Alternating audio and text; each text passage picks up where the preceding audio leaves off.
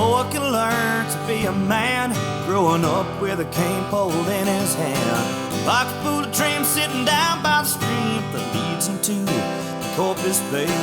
Give him a shotgun to please his mind, give them quail a few reasons to fly. Living in the city just ain't for me, I wanna go back to the country. Take me to Texas, I wanna go down that open road. Take me to Texas, I wanna see how far this country goes. Take me to Texas, I wanna go down that open road. Take me to Texas, I wanna see how far this country goes. From the pheasant up north to the bucks down south, the east and west have got them largemouth. Hill country hunting and the Gulf Coast trout, this is what country is all about. Take me to Texas, I wanna go down that open road. Take me to Texas, I wanna see how far this country goes. Take me to Texas, I wanna go down that open road. Take me to Texas, I wanna see how far this country goes.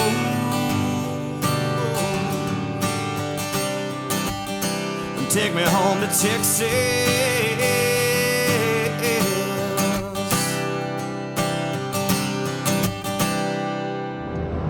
Hey folks, I'm TJ Graney, your host for the Texas Outdoor Zone. Today we're going to the hill country in central Texas for a late season whitetail hunt. There's a lot of hogs and there's a lot of turkey out here on this ranch too, so it's no telling what we're going to find. I'm going with my son Cody Ryan. We're going to try and finish up some of our tags for this season. We want to actually get something for Thanksgiving Day too to throw in the smoker. So stick around and go with us. There's a lot of action right here on the Texas Outdoor Zone. Let's do it. Hey folks, it's Cody Ryan. My guiding season is over for the most part this year, so I always like to make sure that Dad and I get some quality time in the woods. We're so busy with the everyday hustle and bustle, it's good to take a step back and remember what's important. We arrived at one of our little hideaways in the Texas Hill Country, spend the afternoon doing a little ranch work, checking fences, blinds, and feeders, so that we could get back, go to bed early, and be ready for the next day's hunt.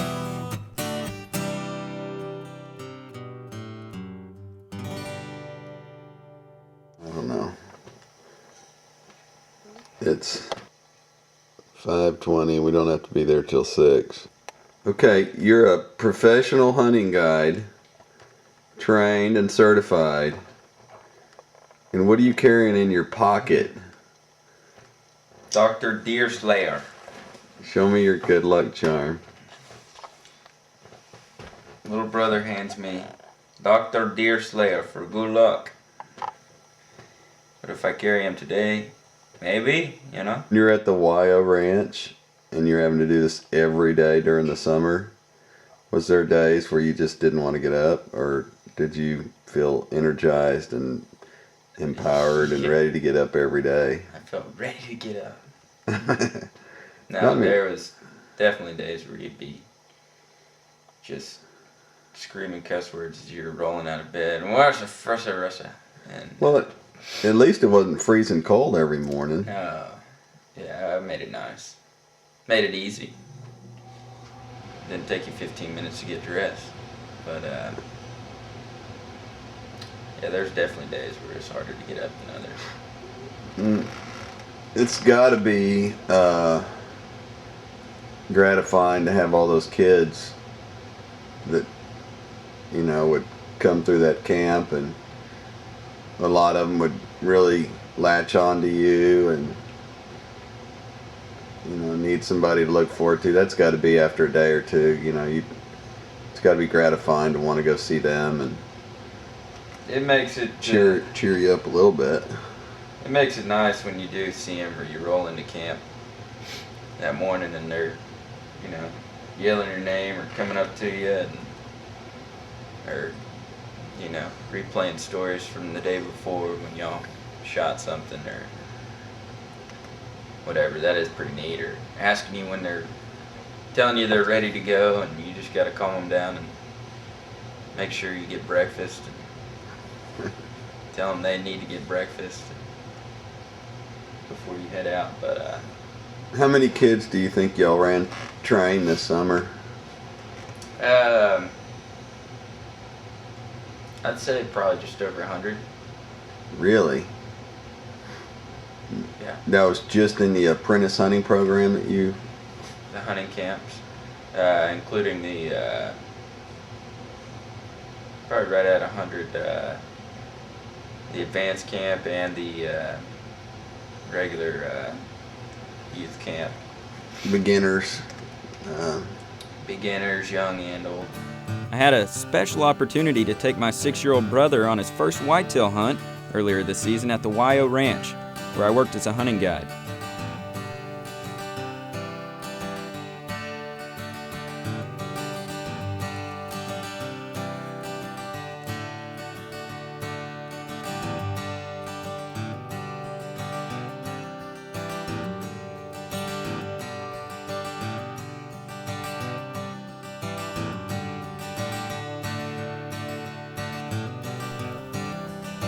It's a rare treat to show my little brother a small fight between these two bucks.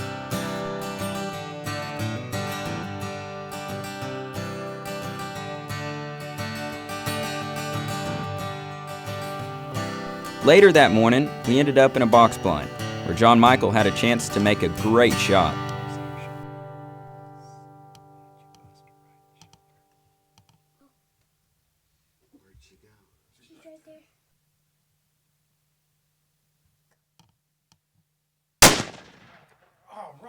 Holy cow! Give me 5, dude.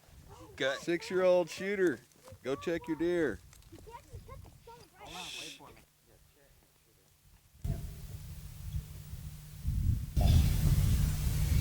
Well, we're trying to get one first time, and then I only had 2 bullets, so I couldn't get it at this other place. So then we tried it again, and I couldn't get it, so we moved over here. We saw some, they're running around, and then there was this one coming up close, so I got this one, and then here she is. Where you hunting at? Wyo Ranch. Yeah? First deer. First deer. This portion of the show brought to you by Country Line Mercantile.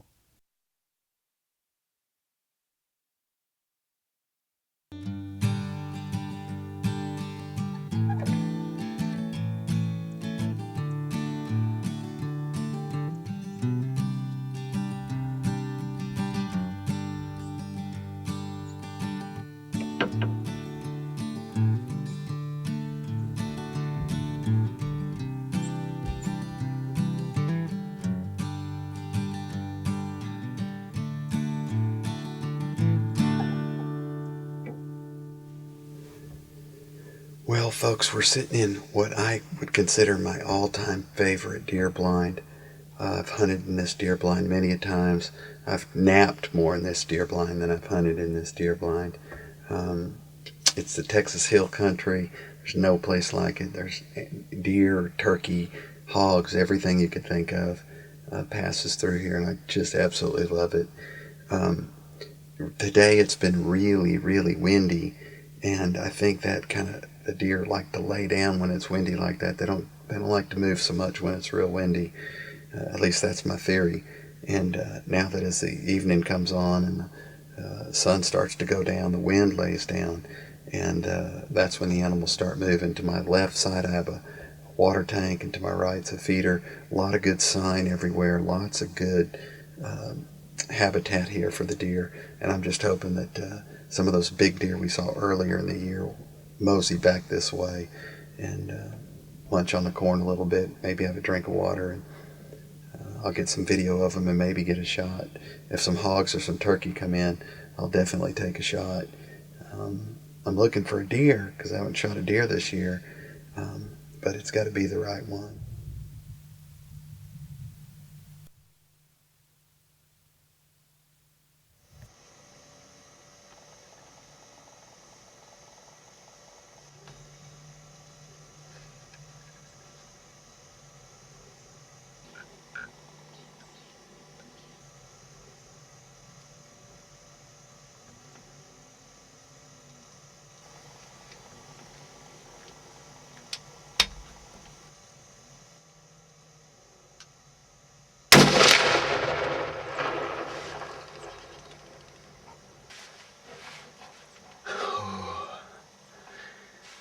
I just took a doe.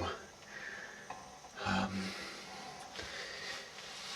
been hunting out here for a couple of days and just really hadn't seen any bucks and wasn't necessarily looking for a buck. Of course, it's always your preference, I guess, but one of the things that I was asked to do by my wife was to bring home some fresh hamburger meat. So we harvested a doe for hamburger. We'll do bacon wrap patties and stuff like that with it, but it's just that it's the last week of deer season. The deer are real nervous, and it was interesting watching them. It's late in the morning. We had a couple, 2-3 groups come through, and that was it. Saw very few deer, but that's a nice doe. It'd be great eating, and so I'm gonna go down there and check him out. She dropped dead in her tracks. Well, here she is, folks. This fills my hamburger order for the grocery list that I was sent out here to fill. Now, with 4 million deer in the state of Texas, it's imperative that you take bucks and does. The Texas Outdoor Zone's all about wildlife management. Healthy populations make for healthy animals. Now I need to tag her, load her up, and then go see what Cody's got going on. I heard a shot. Hope he had some good luck. Folks, here's your Texas Outdoor Zone tip for this week. It's really important to know the areas that you're hunting, especially if you're going to be coming in or going out after dark. On this particular ranch, there's an old abandoned well that I found. Now, the well itself is not a problem, but had I come through here in the dark and not known that it was here or not known the surroundings here, it could have been very, very dangerous. It's not covered correctly. It's very, very deep, very dry, and probably very cold. And so just please make sure you know the area where you are, especially if you're walking at night. And that's your Texas Outdoor Zone tip for this week. You're watching the Texas Outdoor Zone. We'll be back right after this. This portion of the show is brought to you by Country Line Magazine.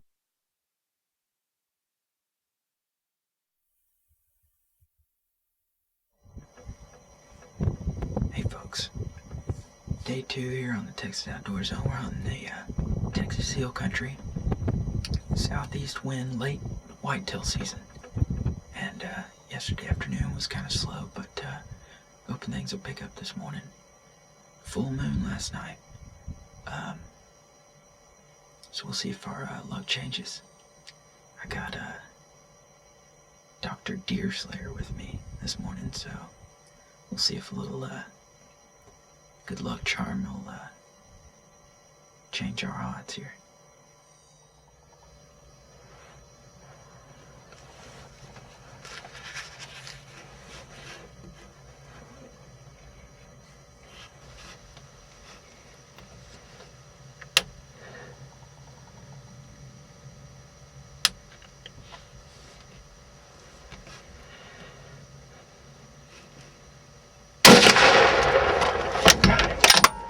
Got him. Oh, God.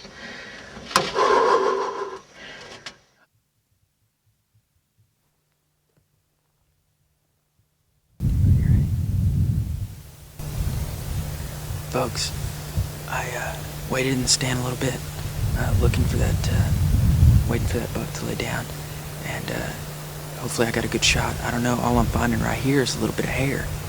So I'm going to do a little bit of scouting around here. We're going to review the video, and if I don't see any immediate sign right now, we'll go back and take a look at the video and take a break. So.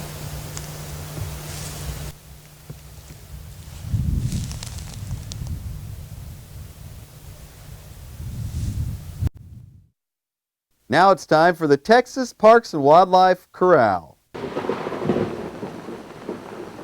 You're going to get soaked anyway, either from sweating or raining. It doesn't make much difference. Randall Hubner is getting ready for a day-long test of endurance, outdoor skills, teamwork, and insanity? Is this the check into the mental hospital? Most people, when they think about it, they think, oh, so it's an off-road triathlon. You have biking, you have water sports, you have trekking, running, or whatever. However, adventure racing is a team sport. In the past few years, adventure racing has taken off with outdoor enthusiasts who enjoy testing their skills on land and water. I usually try to get out of this, not today. Between each leg of the race, teams go back to the checkpoint to transition to the next event. They don't know what they have to do next. Today's race is proving to be difficult for Randall and his Dynamic Health racing team. This side of the ravine, though, I'm telling you. It starts out pure enjoyment, especially if you get up in the lead. And then somewhere along the line you make your first mistake and it gets a little less enjoyable. What's next? It's track. But it's the challenge that makes it worthwhile. I was in one of the local bike shops in Austin, and there was a flyer for this 24-hour adventure race. I picked it up, and I called a bunch of friends who said, no, you're crazy, you're crazy. And I found a couple of friends who said, sure, you know, I'll try it, and we did it. And it was an experience, and I fell in love with the sport. Adventure racing now has its own magazine, regional race series, and teams of eager racers willing to travel. These events have grown over the last couple of years. I think we're up over probably nationwide, over 500 events or so. It is growing, and we've been up to the Panhandle, and we've also been down to Martin Dial State Park. Oh, excellent for the state parks. Because what it's going to do is going to open up our customer base. One thing nice about adventure racing is the whole family can get involved with it. He started when he was pretty young, and he's surpassed me, so he lets me race with him every now and then. Except I pay for it. Yeah, well, we're passing this. Single foul. By late afternoon, teams begin to cross the finish line. A satisfying moment, no matter when it happens. I think we came in 6th place, and that's not too bad, but we like the 1st, 2nd, or 3rd better. At the end of the day, the racers clean up, pack up, and head home. And calm and tranquility return to Tyler State Park. At least for now. I raced this race last year and had so much fun I had to come back this year. We'll definitely be back.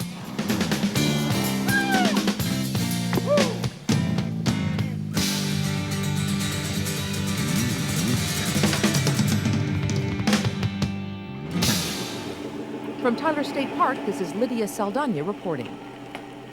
Stick around, more to come on the Texas Outdoor Zone right after this. This portion of the show brought to you by Country Line Mercantile. Well, Cody, I don't know what else we could have done. I mean, we searched all the game trails in the area.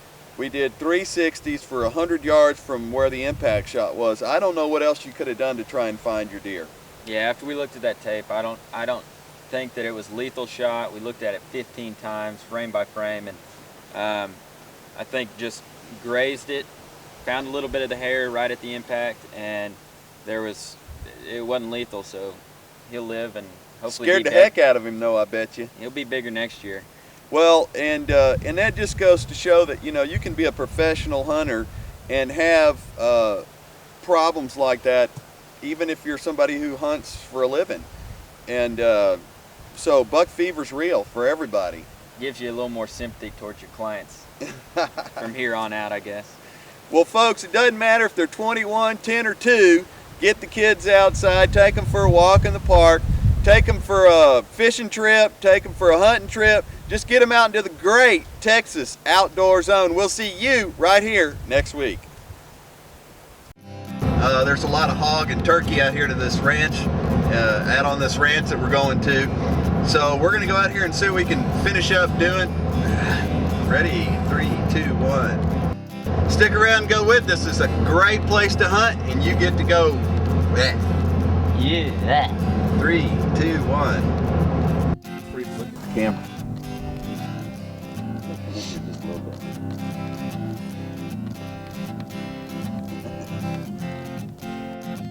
Well, Cody, we did 360s for 100 yards out from the impact spot. I mean, I don't know what else we do besides go go back out there and wait. Try it.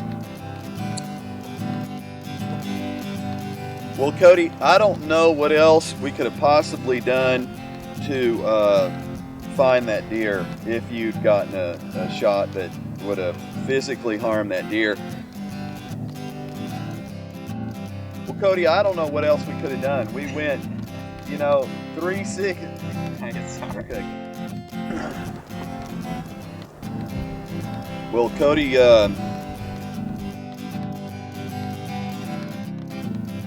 Get out of here.